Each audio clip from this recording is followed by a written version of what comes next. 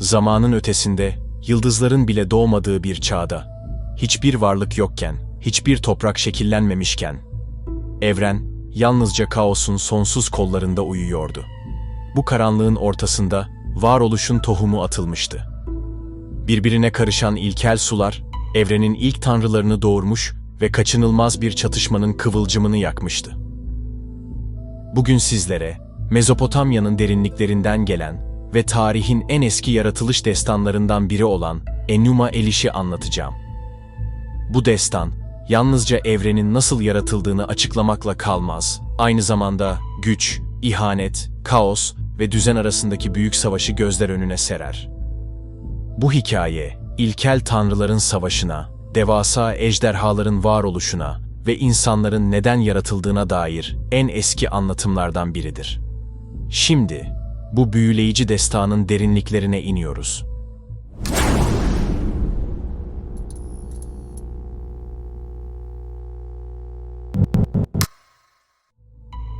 Enuma Elish, Sümer ve Babil mitolojisinin en eski metinlerinden biridir ve evrenin başlangıcını tasvir eder.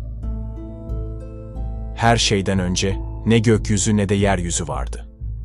Tatlı suyun tanrısı Apsu ve tuzlu suyun tanrıçası Tiamat, evrenin ilkel sularında birlikte var oluyordu. Onların birleşiminden ilk tanrılar doğdu. Lahmu ve Lahamu. Daha sonra Anşar ve Kişar, gökleri ve yeryüzünü temsil eden daha güçlü tanrılar olarak ortaya çıktı. Yeni doğan tanrılar zamanla çoğaldı ve evrende düzen oluşmaya başladı.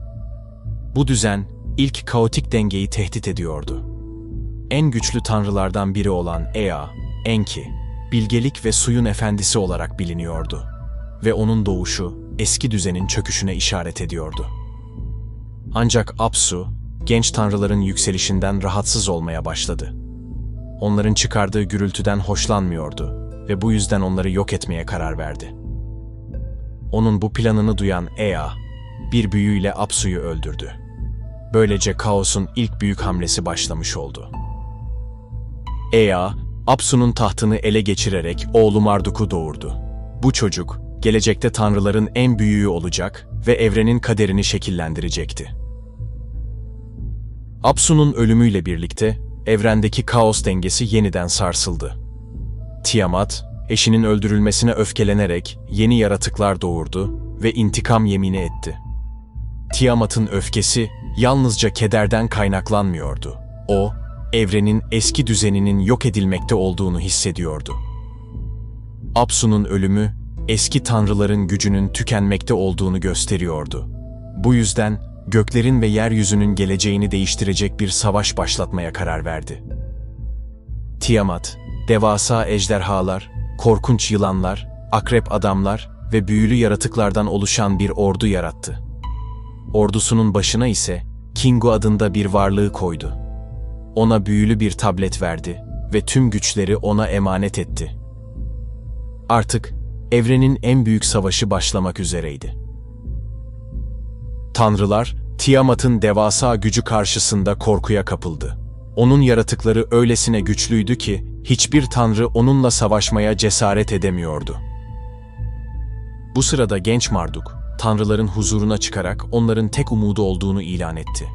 Ancak bir şartı vardı. Eğer Tiamat'ı yenerse, tanrıların en büyüğü ve evrenin hakimi ilan edilmek istiyordu. Çaresiz tanrılar bu şartı kabul etti. Marduk, savaşa hazırlanmak için 4 büyük rüzgarı ve kutsal silahları yarattı. Göklerin en güçlü fırtınalarını çağırarak savaş meydanına çıktı. O artık sadece bir tanrı değil, evrenin en büyük savaşçısıydı. Tiamat, korkunç kükremeleriyle gökleri sarsarken, ordusundaki yaratıklar Marduk'a saldırıyordu. Ancak Marduk, rüzgarlarını kullanarak Tiamat'ı sıkıştırdı. Onu dev bir ağ ile sararak kaçmasını engelledi ve sihirli fırtınalarla gözlerini kör etti.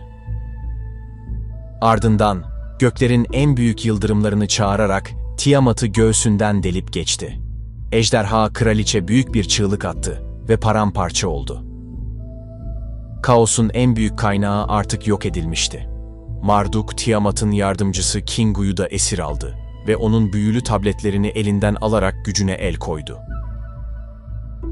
Kaos sona ermişti. Ancak hala yapılması gereken çok şey vardı.